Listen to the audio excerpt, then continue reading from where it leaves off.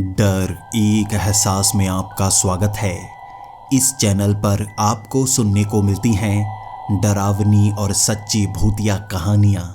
अगर आपको ऐसी ही वीडियोस देखना पसंद है तो हमारे इस चैनल को सब्सक्राइब करना ना भूलें।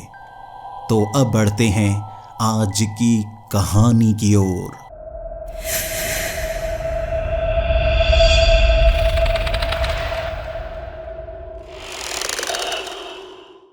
हेलो दोस्तों, मेरा नाम अभय जैन है और मैं त्रिशिला हाई स्कूल कैलिफोर्निया में पढ़ता हूँ। यहाँ पर सब कुछ बदल चुका है। जब मैं यहाँ पर आया था मुझे मारने की कोई कोशिश कर रहा था और मैं जिन पर शक कर रहा था वो मेरे साथी निकले और जिन्हें मैं अपने साथी मान रहा था वो मुझे धोखा दे चुके थे।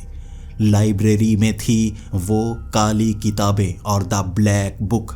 उसमें मुझे राज का पता चलता, लेकिन जब मैं वहाँ पहुँचा तो हमारी प्रोफेसर मिस्टी और मेरी दोस्त सिसिली धोखेबाज निकले और उन्होंने मेरे खून से वो पन्ना लाल रंग का किया। उसके बाद उस पन्ने को द ब्लैक बुक पर लगाकर उसके 2 पन्ने फाड़ लिए। अब उन पन्नों को लेकर वो वहाँ से जा चुकी थी। वो आग के घोड़े पर बैठा आदमी भी वहाँ से गायब हो गया था। किसी के पास वो जवाब नहीं था आखिर वो गायब कैसे हो रहे हैं, क्योंकि यहाँ ऐसी शक्ति का इस्तेमाल हो ही नहीं सकता। ये सिर्फ भ्रम हो सकता है और अब कई राज का पता लगने वाला था। स्कूल बंद हो चुका था। जितने भी बच्चे थे जो घर जाना चाहते थे उन्हें घर भेजने की तैयारी चल रही थी। बाकी अपने कमरों में बंद कर दिए गए थे। कोई भी यहाँ से बाहर नहीं निकल सकता था। जब वो ट्रेन आएगी तब यहाँ से निकला जाएगा और उसके बाद वो पानी वाली कश्ती, इस दुनिया से बाहर जाने के रास्ते, हर उस रास्ते पर पहरा लगा दिया गया था उन भेड़िया मानवों का। इसी के साथ वो वैम्पायर्स इनकी रक्षा कर रहे थे और स्कूल में भी रक्षा मंत्रालय ने कई भेड़िया मानव भेज दिए थे जो इन बच्चों को बचाने के लिए थे। आखिर ऐसा क्या राज है जो इतना डर का माहौल पैदा हो गया है? ये सवाल अपने कमरे में मैंने अपने चाचा डेडली चाचा से पूछे थे और उन्होंने जो मुझे जवाब देने शुरू किए थे उसने मेरे भी होश उड़ा दिए थे। उन्होंने कहा कि लगभग 70 साल पहले यहाँ पर पढ़ने के लिए एक बच्चा आया था। अब उस बच्चे की आदतें बहुत अजीब हुआ करती थी। उसका दिमाग इतना ज़्यादा तेज़ था कि वो हर किताब को बड़ी तेज़ी से पढ़ता और उसे हर बार नई किताब चाहिए होती। वो हर क्लास को कुछ ही दिनों में पार कर रहा था। हर चीज़ उसके दिमाग में छप जाती। जादूगरी, दृष्टि विज्ञान, भूत विज्ञान, हर चीज़ को वो पाता जा रहा था, लेकिन उसमें लगन थी और ज़्यादा सीखने की। इसीलिए उसे लाइब्रेरियन बना दिया गया था। लाइब्रेरियन बनने के बाद वो हर किताब को पढ़ता गया और उनमें नए पन्ने जोड़ने की कोशिश करता रहा। वो कहता जा रहा था कि इस पर और रिसर्च की ज़रूरत है, जबकि रक्षा विशेषज्ञ वो ये काम करते हैं और रक्षा मंत्रालय का काम है जादूगरी में नए विषयों को जोड़ना या नई जादूगरी का इस्तेमाल करना। बाकी पन्नों में कुछ नहीं रखा जाता। वो बच्चा बस यही काम करना चाहता था और उसके बाद वो काले एरिया में गया। वहाँ पर वो काली किताबें थी जो काली शक्तियों के लिए इस्तेमाल की जाती थी। उन पर बैन था, कोई उन्हें पढ़ नहीं सकता था, खास लोग उसे पढ़ सकते थे। तब उसने यहाँ स्कूल के एक प्रोफेसर को फंसाया और उसकी अनुमति से वो काली किताबों को पढ़ना शुरू कर दिया। वो काली शक्तियों का इस्तेमाल नहीं कर रहा था, सिर्फ उसे सीखता जा रहा था। वहाँ उन किताबों पर बैन था, लेकिन वो उन किताबों को पढ़ता गया, सीखता गया, शक्तियों को खुद में अपनाता गया। तब उसने जिस बात को कहा था वहाँ पूरे के पूरे स्कूल में कोई वो बात मानना नहीं चाहता था। हर किसी का कहना था ऐसा नहीं हो सकता। उस बच्चे ने तब कहा था हमारी इस दुनिया के साथ एक तीसरी दुनिया भी मौजूद है, इंसानी दुनिया। उसके बाद आती है ये मुर्दों की दुनिया और यहाँ पर जो मरता है वो हमेशा के लिए मर जाता है। उसका कहना था ऐसा नहीं होता, यहाँ पर तीसरी दुनिया भी है और वहाँ तक पहुँचना उतना ही मुश्किल है जितना इंसानी दुनिया से यहाँ तक पहुँचना। तब उस बच्चे ने रक्षा मंत्रालय को भी ये बताया था लेकिन कोई मानने को तैयार नहीं। तब उस बच्चे को लाइब्रेरी से भी हटा दिया गया और उसे स्कूल से निकालने की धमकी दी गई। धीरे धीरे यहीं पर वो पढ़ता रहा, लेकिन किसी को पता नहीं था वो लाइब्रेरी में किन रास्तों से जाया करता था। फिर उसने उन ब्लैक बुक से एक ऐसी किताब बनाई जिसे वो महान द ब्लैक बुक कहा करता था। उसमें सारी जानकारी लिखता जा रहा था और काली शक्तियों के लिए किसी न किसी चीज़ की ज़रूरत होती है, वो उसमें काली शक्तियों को संजो रहा था। और उस किताब की मदद से उसने एक दरवाज़ा बनाया था। बिना मंत्रालय की इजाज़त के दरवाजे बनाना मना है और कोई भी दूसरी दुनिया का दरवाज़ा नहीं बना सकता, जबकि उसने तीसरी दुनिया का दरवाज़ा बना दिया था। अब उसने तीसरी दुनिया का एक ऐसा दरवाज़ा बनाया था जो इस तरफ से खुल सकता था, उस तरफ से कोई खोल नहीं सकता था। और उसे खुशी थी कि रक्षा मंत्रालय को जब ये पता चलेगा वो बहुत खुश होंगे।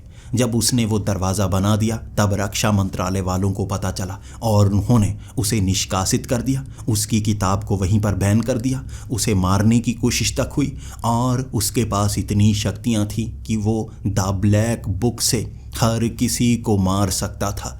तब महायुद्ध हुआ था।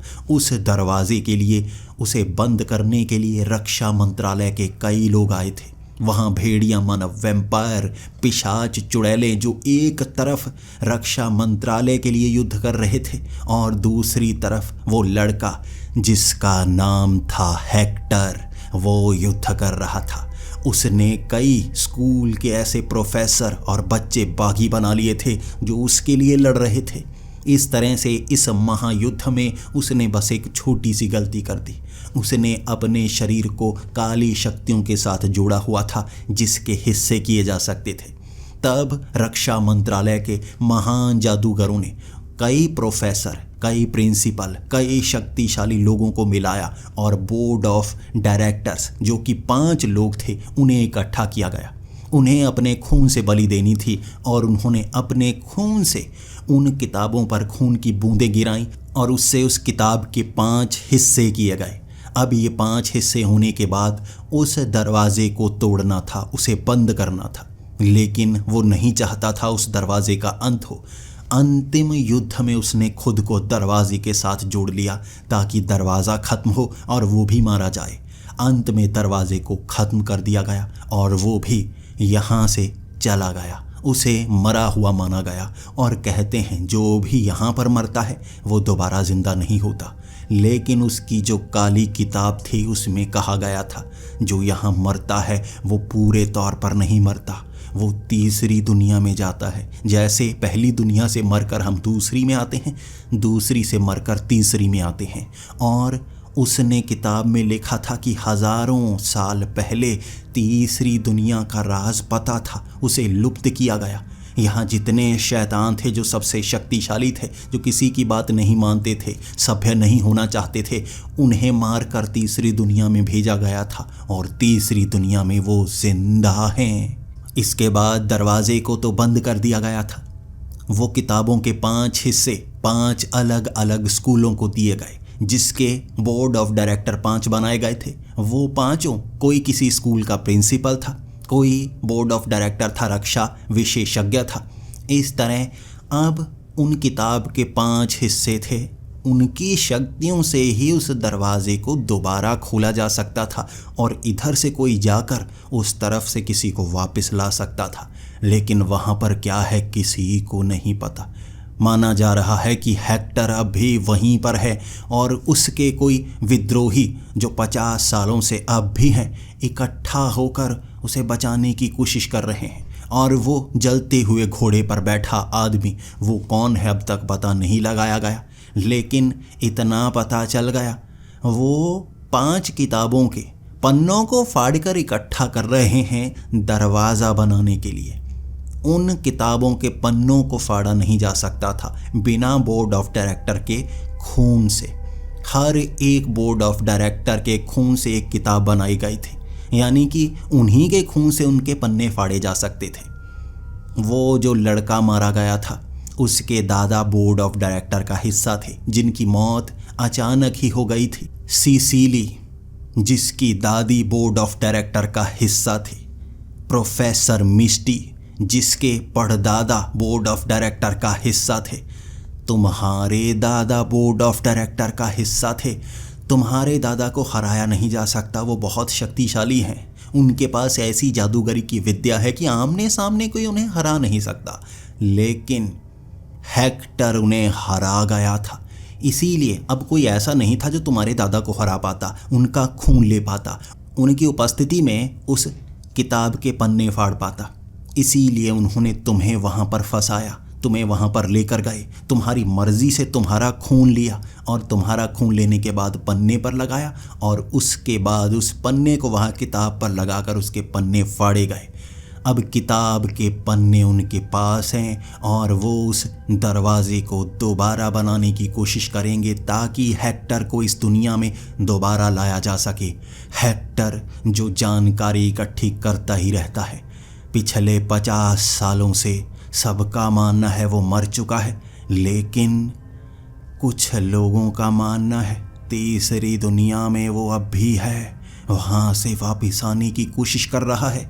उसने बस एक गलती की थी, वो दरवाज़ा सिर्फ इस तरफ से खुलने वाला बनाया था। अगर उसने उस तरफ से खुलने वाला बनाया होता तो वो कब का वापस आ गया होता। तब मैंने चाचा से पूछा था, आखिर दरवाज़ा दोबारा कैसे बनाया जाएगा? तो उन्होंने कहा, प्राचीन पंछी, उसे लाल पंछ कहा जाता है। लाल पंछ जो काली पहाड़ियों में पाया जाता है, वहाँ कोई हद नहीं बनाई गई। कई डरावने भयानक जानवर वहाँ पर रहते हैं और लाल पंछी की हड्डियों से दरवाजे को बनाया जा सकता है। उसमें ये शक्ति होती है, मरे हुए को जिंदा करने की शक्ति है उसमें। इसीलिए उसकी हड्डियों से बनाया दरवाज़ा दूसरी दुनिया का रास्ता खोल सकता है। लेकिन सिर्फ हड्डियों के इस्तेमाल से दरवाज़ा नहीं बनता, इन पन्नों की ज़रूरत पड़ेगी। इन पन्नों में वो काली शक्तियाँ थी, अब शायद उनके पास वो सभी पन्ने आ गए होंगे। तुम्हारे दादा के स्कूल के उस काली किताब के पन्ने, इस स्कूल की काली किताब के पन्ने, वहाँ हर स्कूल की काली किताब के पन्नों को फाड़ा गया। किसी को समझ में नहीं आया था पन्नों को क्यों फाड़ा जा रहा है। अब समझ में आ रहा है, लेकिन कोई मानने को तैयार नहीं। रक्षा मंत्रालय का कहना है कि बागी अब दोबारा हमला करने की कोशिश कर रहे हैं। किसी को ये नहीं लगता कि वो दरवाज़ा बनाना चाहते हैं, लेकिन मुझे पता है वो दरवाज़ा बनाना चाहेंगे। तुम्हारे दादा ने मुझे बताया था और वो भी ये कोशिश कर रहे होंगे कि अपनी तरफ से कोई मदद कर पाएँ। वो इस स्कूल में नहीं आ सकते क्योंकि उन्हें अपना स्कूल संभालना है और यहाँ पर जो चल रहा है शायद खतरा काफ़ी नज़दीक है। अब हमारी समझ में नहीं आ रहा था हमें आगे क्या करना चाहिए, लेकिन जब हमारे उस कमरे में प्रोफेसर मिखाइल को मैंने देखा आते हुए, हमारे होश उड़ गए थे। प्रोफेसर मिखाइल हंसते हुए मेरे करीब आए थे और उन्होंने मुझे गले से लगा लिया था। उन्होंने बोलना शुरू किया, मुझे पहले से शक था तुम्हें मारने की कोशिश इसीलिए की जा रही है क्योंकि तुम खास हो। तुम खास इसलिए हो, तुम्हारे अंदर तुम्हारे दादा का खून है। अब मुझे शक तो हो रहा था कि खून से काली किताब के साथ कुछ किया जाएगा, इसीलिए मैंने तुम्हें आगाह किया था। लेकिन मुझे ये नहीं पता था द ब्लैक बुक के लिए ये सब किया जा रहा है। मुझे लगा था कोई और काली किताब होगी जिसमें काली शक्तियों का इस्तेमाल कोई करना चाहता होगा। इसीलिए तुम्हें मैंने कहा था लाइब्रेरी में काली शक्तियों वाली उस शेल्फ में जाना, वहाँ देखना, वहाँ कोई ना कोई काली किताब गायब होगी या चुराई गई होगी या वहाँ पर अफरा तफरी मची होगी। तुम खुद समझ जाओगे आखिर कोई क्या करना चाहता है। मुझे ये नहीं पता था द ब्लैक बुक के पन्नों को फाड़ा जाएगा, यानी कि दरवाज़ा बनाने की कोशिश हो रही है और रक्षा मंत्रालय ये बात किसी को बताना नहीं चाहेगा। हमें खुद देखना होगा, लेकिन यहाँ से बाहर निकला नहीं जा सकता। मैं तुमसे मिलने के लिए यहाँ तक तो आ गया, लेकिन अब स्कूल से बाहर मैं भी नहीं जा सकता। मुझे आज़ादी मिली है क्योंकि अब पता चल गया वो भ्रम नहीं सच्चाई थी। वो आग के घोड़े को स्कूल के अंदर लाया गया जो यहाँ पाए ही नहीं जाते। ये जलते हुए घोड़े यहाँ नहीं पाए जाते। ये प्राचीन घोड़े हैं जो खास जगह पर ही पाए जाते हैं। एक ज्वालामुखी में एक जलता हुआ घोड़ा होता है और इसे काबू करना सबसे मुश्किल होता है। कोई ये नहीं कर पाया था हेक्टर के सिवा। हेक्टर ने उस ज्वालामुखी के अंदर से जलते हुए घोड़े को निकाला था। वो उस पर सवारी कर रहा था, तब उस घोड़े को दोबारा उसी ज्वालामुखी में भेज दिया गया। लेकिन कहते हैं वो जुड़ा हुआ होता है, अपने मालिक की मर्जी मानता है मरते दम तक। अब मेरा सवाल प्रोफेसर मिखाइल से यही था, हमें क्या करना चाहिए? प्रोफेसर मिखाइल का कहना था, हमें उन पहाड़ियों पर जाना होगा, वहाँ लाल पंछी को पकड़ने की कोशिश की जा रही होगी, लेकिन लाल पंछी इतनी आसानी से नज़र नहीं आते। इतने ज़्यादा मुश्किल है उन्हें देखना, इतना ज़्यादा मुश्किल है उन्हें देखना और ढूंढना कि कोई जान नहीं सकता। हमें अजीब अजीब भ्रम होंगे, जिसके साथ वो जुड़ा हुआ होगा, जिसकी शक्ति उसकी शक्ति से जुड़ाव महसूस करेगी, वो लाल पंछी को देख सकता है। इससे पहले हेक्टर ने उस पंछी को देखा था, तुम्हारे दादा ने उस पंछी को देखा था, और उसके बाद ऐसा कोई नहीं आया जो उस पंछी के साथ जुड़ाव महसूस कर सके। उसे ढूंढने के लिए हेक्टर की ये आर्मी, उसके ये बागी साथी कहीं ना कहीं से रास्ता ढूंढ रहे होंगे, और कोई ना कोई ऐसा होगा जो लाल पंछी को अपने मन से बुला सके, उसके साथ लाल पंछी का जुड़ाव हो। मैं, लाश, ओलियो, प्रोफेसर मिखाइल, डेडली चाचा और वो जिन्नी की कलम, हम आपस में चर्चा कर रहे थे हमें कहाँ छिप कर रहना चाहिए। अगर कोई हेक्टर को बुलाने की कोशिश कर रहा है तो उसके पास सभी तरीके होंगे। इस तरह हम कुछ भी पता नहीं कर पा रहे थे, लेकिन हमारे कमरे में जब पहुँचे प्रिंसिपल जेकब ओलाहा, तब हम खड़े हो गए थे, और जेकब ओलाहा भी हमारे पास आकर सबसे पहले मुझसे माफ़ी मांगने लगे। देखो, मैं तुमसे माफ़ी मांगना चाहता हूँ, ये भ्रम वाली बात मैंने ही कही थी, और प्रोफेसर मिखाइल को मैंने ही वहाँ जेल तक पहुँचाया। देखो, मैं आपसे भी माफ़ी मांगना चाहता हूँ, मैं डरा हुआ था, मुझे लग रहा था कोई भ्रम फैला रहा है, ये सच थोड़ी ना हो सकता है। हेक्टर, उसके बागी दोस्त दोबारा थोड़ी ना आ सकते हैं, लेकिन ये सच हो रहा है। मुझे शक है रक्षा मंत्रालय मुझे प्रिंसिपल की नौकरी से निकाल देंगे, और यहाँ पर रक्षा मंत्रालय से कोई प्रिंसिपल आएगा, बहुत ज़्यादा सख्ती हो जाएगी और मैं किसी की मदद नहीं कर पाऊँगा। ये रक्षा मंत्रालय वाले कभी भी बात को समझते ही नहीं। हमारे इसी स्कूल से हेक्टर ने वो काली शक्तियों को पाया था, इसीलिए वो इस स्कूल को बंद भी कर सकते हैं। हमारे पास एक रास्ता है, हेक्टर के लोग, यहाँ के लोग हैं, वो इससे जुड़े हुए हैं, किसी न किसी तरह उस दरवाजे से जुड़े हुए हैं। हमें उन पहाड़ियों में जाना होगा। लाल पंछी, क्या तुम्हें पता है लाल पंछी क्या होता है? लाल पंछी की हड्डियों से, उन्होंने बस ये शब्द कहा था और मैंने बात को टोकते हुए कहा, लाल पंछी की हड्डियों से वो दरवाज़ा बनता है, हमें पता है। और उसके साथ ही वो लाल पंछी को ढूंढने की कोशिश कर रहे होंगे। तभी प्रिंसिपल ओलाहा ने कहा था, हमें उस पहाड़ी पर जाना होगा, हमें कोई ऐसी तरकीब लगानी होगी, स्कूल से बाहर हम निकलेंगे, उसके बाद वहाँ पर पहुँच जाएंगे और लाल पंछी को ढूंढने की कोशिश करेंगे। यहाँ कोई ना कोई ऐसा रास्ता तो होगा जिससे हम ढूंढ पाएँ। तुम्हारे दादा ने लाल पंछी को देखा था और वही खून तुम्हारे अंदर दौड़ रहा है। अगर लाल पंछी को तुम ढूंढ लो, जो उसे ढूंढता है, जो उसे मारता है, उसकी हड्डियों पर उसका हक होता है, इसीलिए उसकी हड्डियों पर तुम्हारा हक होगा। तुम जो चाहोगे उन हड्डियों से बना सकते हो। सिर्फ दरवाज़ा ही नहीं बनता, एक जादुई छड़ी बन सकती है, अंगूठी बन सकती है, एक जादुई टोपी जो बहुत कम लोगों के पास होती है, तुमने देखी तक नहीं, वो तक बनाई जा सकती है। हमें वहाँ पर जाना होगा, एक ऐसी छड़ी उन हड्डियों से बनाएंगे जो खास तुम्हारे लिए होगी। फिर दरवाज़ा तो बन ही नहीं सकता, दरवाज़ा कैसे बनेगा? हम सब का ये सवाल था, आखिर यहाँ से बाहर कैसे निकला जा सकता है? और जवाब दे दिया था प्रिंसिपल जेकब ओलाहा ने। तुम्हें क्या लगता है जो 5 छलावे हैं वो किस रूप को इख्तियार कर सकते हैं? हम 5 के रूप को भी इख्तियार कर सकते हैं। तभी वो छलावे वहाँ आए और हर एक छलावा हमारे जैसा बन गया था, और प्रिंसिपल जेकब ओलाहा के साथ कमरे की वो पिछले रास्ते जो गुफाओं के बीच से निकलते थे, हम उन रास्तों से इस स्कूल से बाहर जा रहे थे।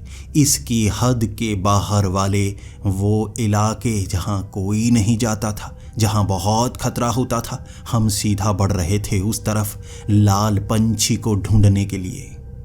जैसे ही हम स्कूल की हद से बाहर निकले, एक गुफा का रास्ता बाहर की तरफ जा रहा था और हम सब अब उस रास्ते से आगे बढ़ने लगे। यहाँ पर पेड़ पौधों के साथ हवा में उड़ रही रेत ऐसा माहौल पैदा कर रही थी जैसे ये भूतिया जगह हो और आसपास हमारी दुनिया जैसे अधमरे अधगायब भूत नजर आएंगे। तब जेकब ओलाहा ने ये हमें कहा भी था, यहाँ नियम कुछ अलग से हैं। ये इलाका बंदिश में नहीं आता, इसलिए यहाँ खतरा बहुत ज़्यादा है। यहाँ वो नियम काम नहीं करते। जैसे शहरों में पुलिस आकर पकड़ती है इसलिए लोग डरते हैं, लेकिन वीरान जंगलों में खतरा ज़्यादा होता है। कोई मारकर चला जाए किसे ढूंढा जाएगा। यहाँ भी कुछ ऐसा ही है।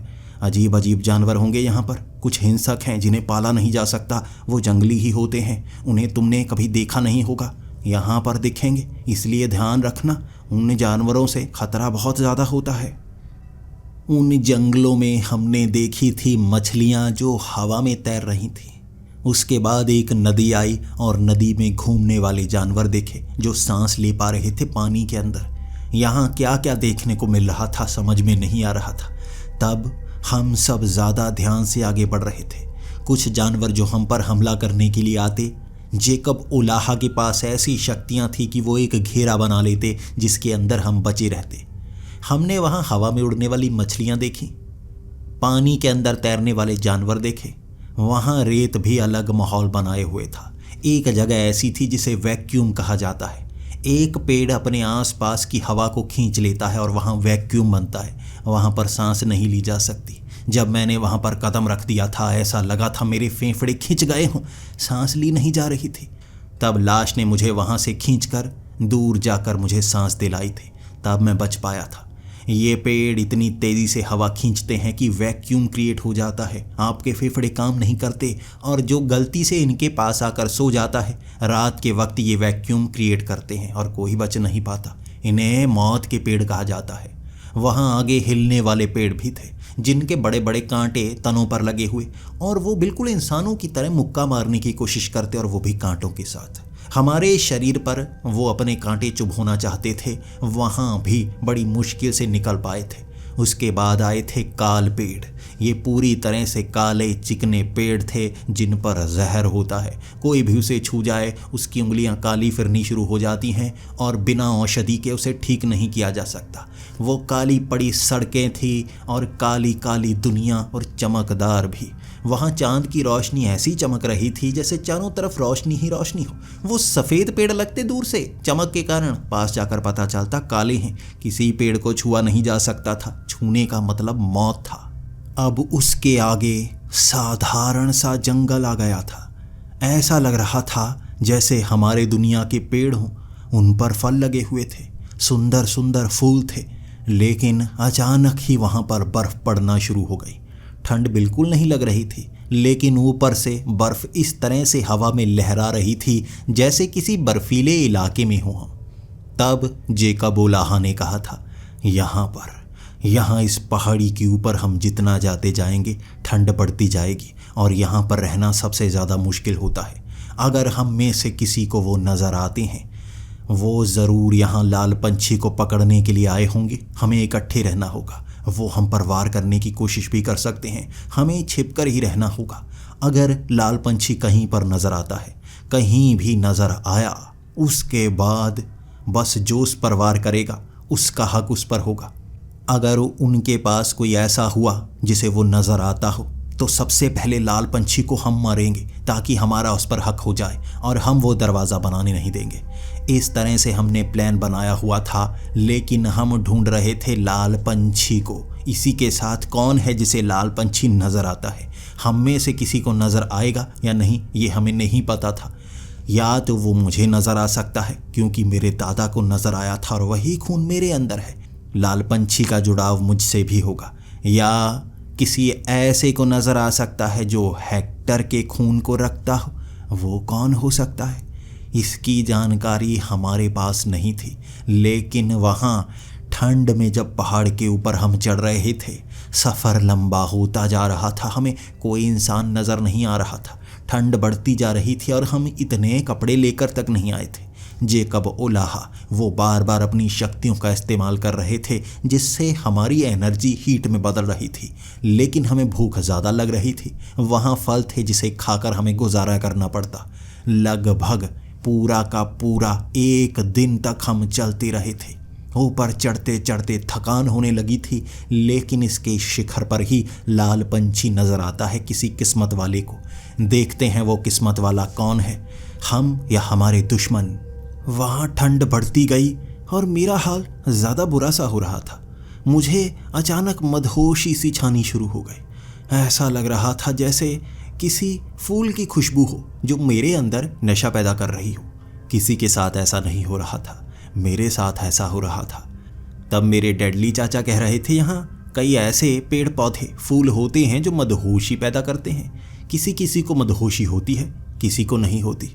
तुम थोड़ा अपना ध्यान रखो, यहाँ आराम कर लो। हम सब यहाँ पेड़ के अंदर एक छेद बनाकर बैठ गए थे और वहाँ मुझे मदहोशी छाती गई और मुझे लगा थोड़ा आराम कर ही लेना चाहिए, काफ़ी थक गए थे हम। मैं वहाँ लेटा और अचानक मेरी आँख लग गई। मैं कब नींद में पहुँच गया पता नहीं चला। नींद में मैं यहीं पर था।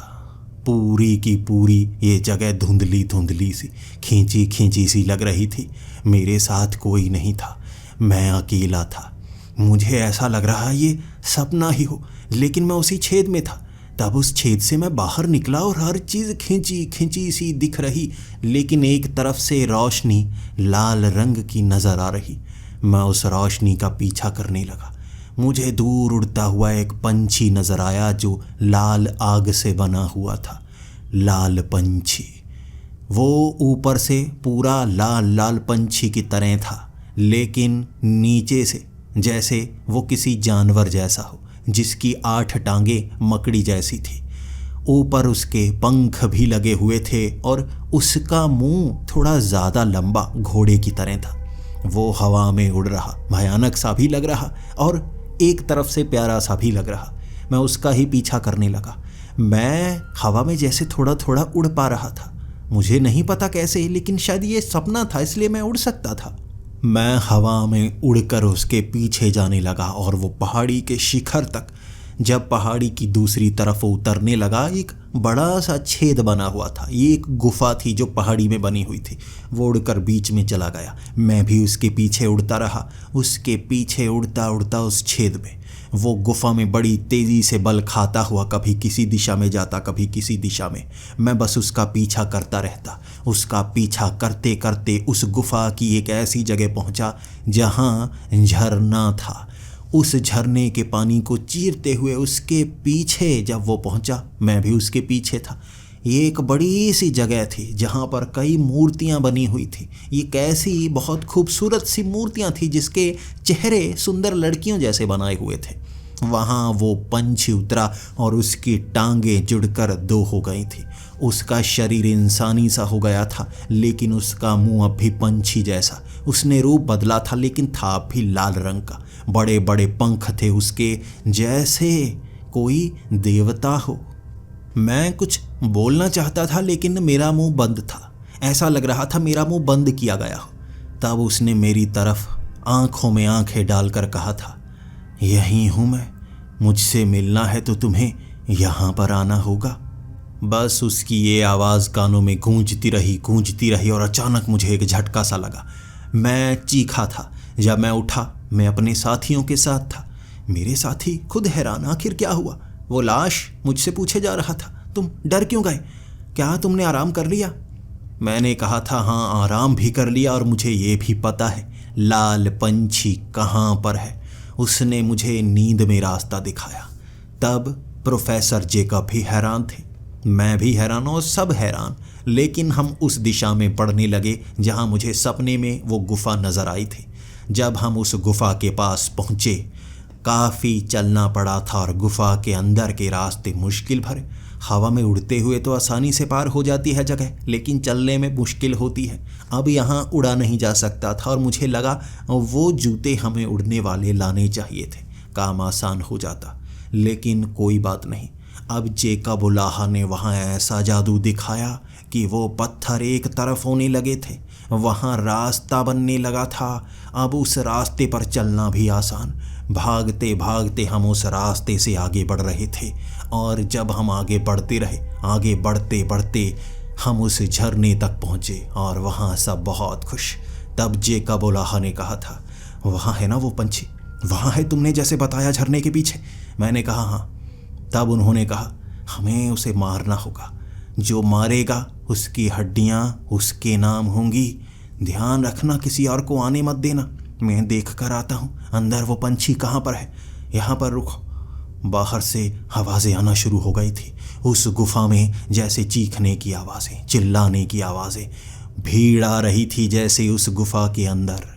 अब हम झरने के पास पहुँचते पहले ही वहाँ पर वो जलता हुआ घोड़ा आ गया था।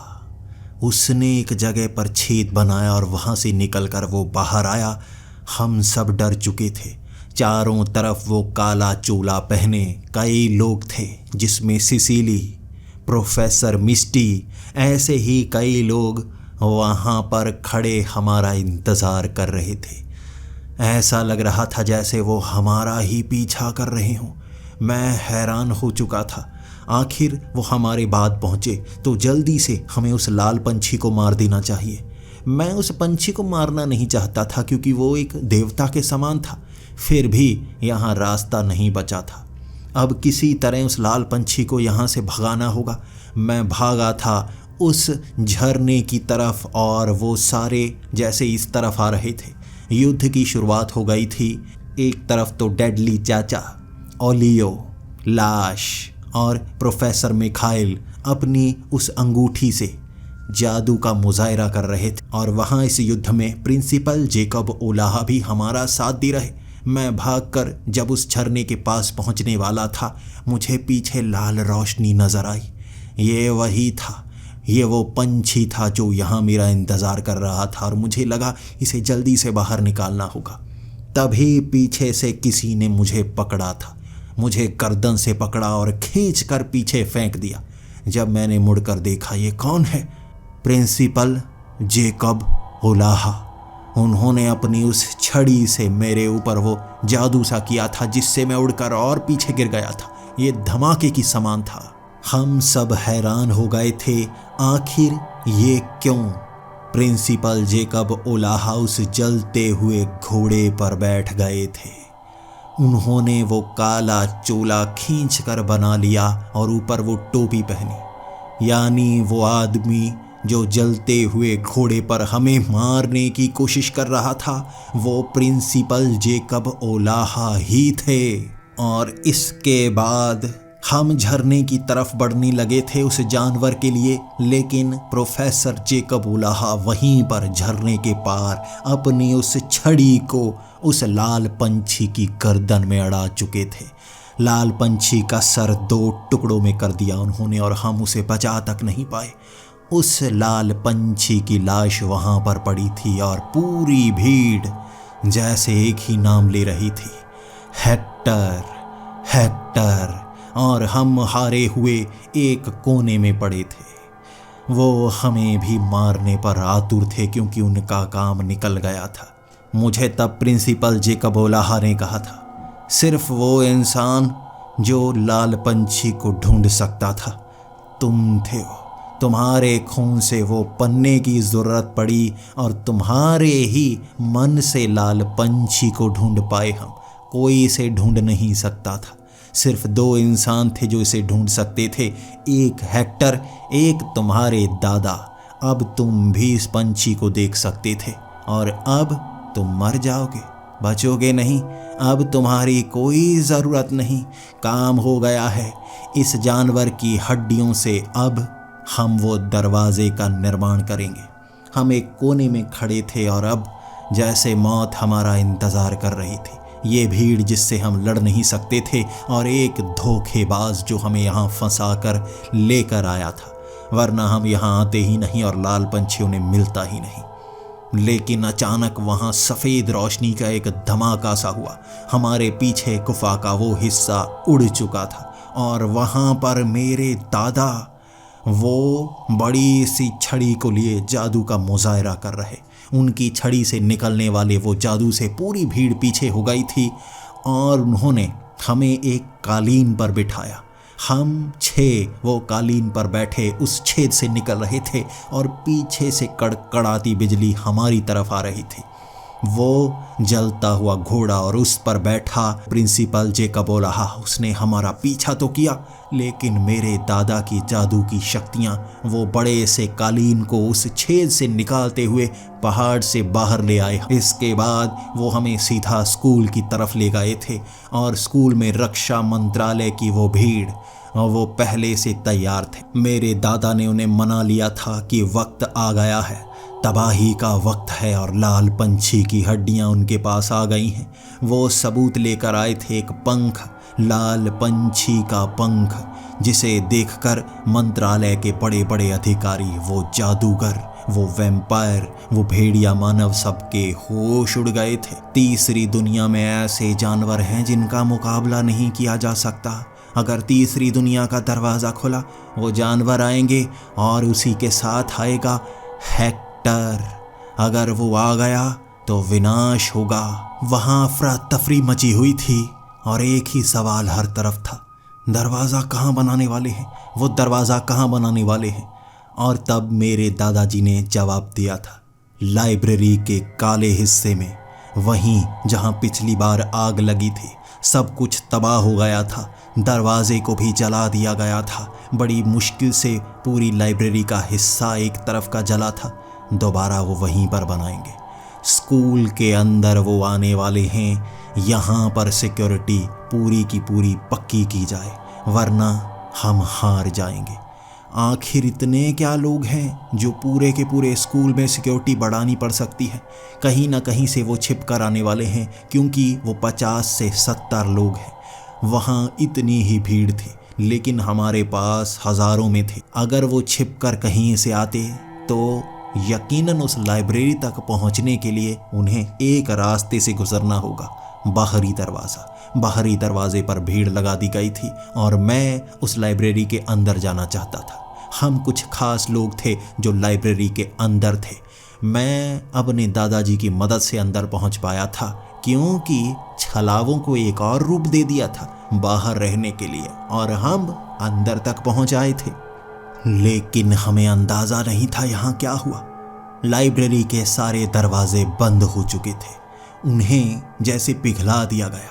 अंदर जैसे काला काला धुआं, दीवारें काली, हर एक किताब काले रंग की होनी शुरू हो गई, जैसे काली शक्तियों का असर हो रहा था। और मेरे दादा ने कहा, ये तो और बड़ी परेशानी हो गई। कोई है जिसे काली शक्तियाँ पूरे रूप से इस्तेमाल करनी आती हैं, वही ऐसा कर सकता है, लेकिन कैसे?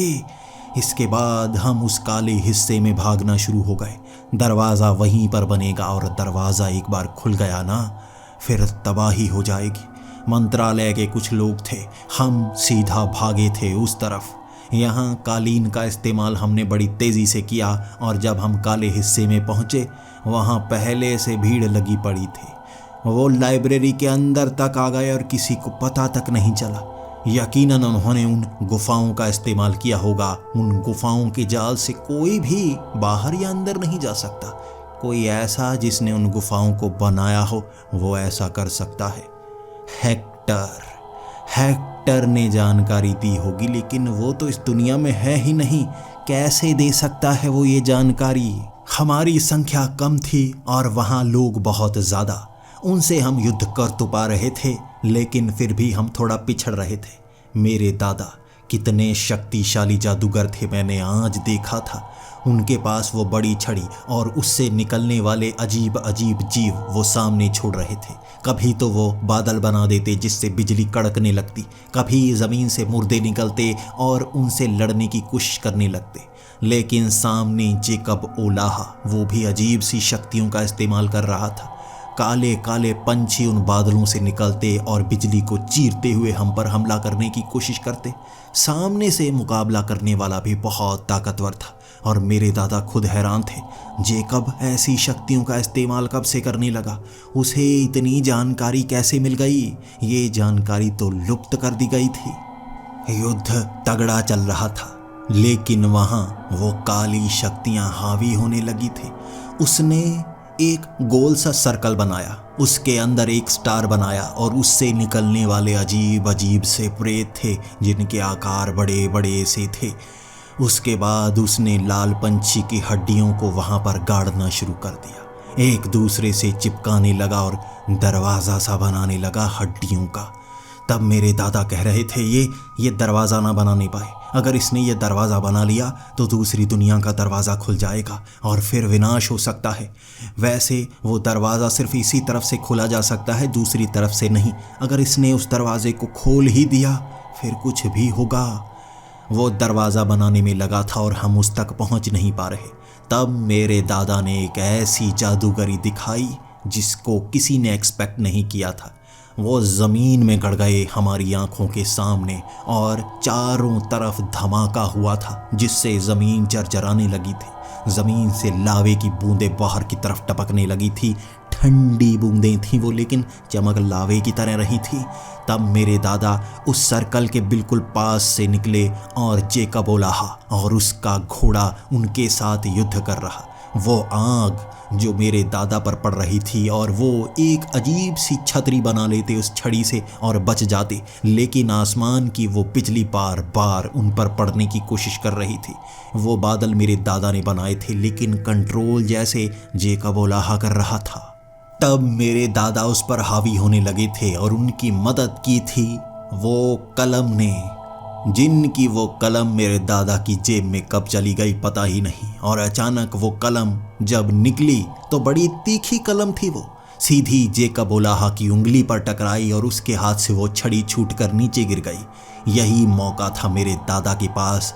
और एक तरफ प्रोफेसर मिखाइल ने वो काली आग को जब उसकी तरफ छोड़ा तो वो घोड़ा एक पल के लिए सन्न हो गया, बर्फ में जम गया। जब तक वो आग को जला पाता तब तक मेरे दादा हावी हो गए थे जेकब ओलाहा पर। उन्होंने जो आग की बारिश की उसके कपड़े जलने लगे, उसका शरीर जलने लगा और इसके बाद वो धीरे धीरे जलन में इस तरह चीख रहा था कि वह दरवाज़ा पूरा कर ही नहीं पाया था। तभी मेरे दादा ने वो आग को उस दरवाजे पर फेंका था और वो दरवाज़ा जलना शुरू हो गया। उसमें एक धमाका हुआ और दरवाज़ा वहीं पर उड़ गया। उस दरवाजे के एक कोने में जैसे एक हाथ निकलने वाला था, लेकिन उससे पहले उस दरवाजे को उन्होंने उड़ा कर रख दिया। तब जेकब ओलाहा उस आग में जल रहा था और चीख रहा था, वो आएंगे, हेक्टर आएंगे, मेरे पूर्वज। तब मेरे दादा ने उसे छोड़ा था और वो घुटनों पर आ गया। तब उसके कपड़े जले हुए थे, वो पूरी तरह से नग्न अवस्था में था और उसकी छाती से निकल रहा एक बड़ा सा मुंह। उस चेहरे को देख मेरे दादा भी घबरा गए थे। वो दांत, वो आंखें, वो चेहरा, ये हेक्टर जैसा है, ये हेक्टर जैसा है, मेरे दादा ने ये बोला था। और उसके बाद उन्होंने वो छड़ी उस छाती में घुसा दी। वो जेकब ओलाहा को मारना नहीं चाहते थे, लेकिन उसने कुछ किया था। किसी बलि के जरिए अपने शरीर में हेक्टर की वो आत्मा को बुला लिया था उसने तीसरी दुनिया से। कैसे किया किसी के पास जवाब नहीं, लेकिन जेकब ओलाहा को मारना ही आखिरी रास्ता था। मरते मरते जेकब ओलाहा ने कहा था, बाघी अभी जिंदा है, वो आके रहेंगे, हेक्टर आके रहेंगे। दरवाज़ा तो तुमने बनने नहीं दिया, लेकिन वो जिंदा होंगे और दरवाजे वो खुद ब खुद बना लेंगे। लाल पंछी तो बहुत हैं दुनिया में, फिर ढूंढे जा सकते हैं। ये कहते कहते उसने वहीं पर दम तोड़ दिया और उसके शरीर की राख हवा में उड़ी थी और राख धीरे धीरे गायब। शांति फिर गई थी वहां पर। इतना बड़ा महायुद्ध टाला गया था। इस तरह वहां उस लाइब्रेरी में एक रोशनी फिर से जलने लगी। अंधेरा मिट चुका था और जितने भी बागी वहां पर थे उन सबको रक्षा मंत्रालय के वो भेड़िया मानव वैम्पायर घेर चुके थे। सिसिली, प्रोफेसर मिस्टी, उन्हें अरेस्ट कर लिया गया था। उन्हें सज़ा भविष्य में मिलती, लेकिन अब के लिए मुसीबत को टाल दिया गया था। हर तरफ शांति का माहौल था। उसके बाद स्कूल भी चल पड़ा। अब स्कूल में पढ़ने में मज़ा बहुत आ रहा था, लेकिन सुरक्षा बढ़ा दी गई थी। बागी सभी खत्म नहीं हुए थे। बागी अभी जिंदा हैं और कहां कहां तक फैले हैं। हेक्टर को जिंदा करने की कौन सी कोशिश करेंगे, कोई नहीं जानता था। जेल में प्रोफेसर मिष्टी अब भी कहती हैं, वक्त नज़दीक आ रहा है। तुमने एक तरीका रोका है उन्हें लाने का, हमारे पास कई तरीके हैं और दूसरे तरीके पर काम चल रहा है। ये बात गूंजती रही थी, हर तरफ खबरों में छाई थी। लेकिन स्कूल में पढ़ाई शुरू हो चुकी थी और मैं अपने दोस्तों के साथ बहुत मस्ती करने लगा था। मैं छुट्टियों के लिए घर भी आया करता और मेरे पिता पूछा करते, खतरा कितना है। उन्हें बता नहीं पाया कभी क्या क्या हुआ वहाँ पर। दोस्तों, आपको कैसा लगा मेरा ये एडवेंचर? मैं अभय जैन, जो कि एक ऐसे स्कूल में पढ़ता हूँ जिसे कहा जाता है त्रिशिला हाई स्कूल, और यहाँ पर भूत प्रेत पिशाच भेड़िया मानव चुड़ैलें ये सब भी पढ़ते हैं। यकीन कीजिए मज़ा बहुत आता है। मुसीबत कुछ पल के लिए टली है, हो सकता है भविष्य और भी खतरनाक हो। आपको कैसा लगेगा अगर हेक्टर को जिंदा करने की कोशिश दोबारा हुई? जानना चाहोगे आगे क्या हुआ? तो कमेंट्स ज़रूर करना। भविष्य में इसकी अगली सीरीज़ ज़रूर आएगी।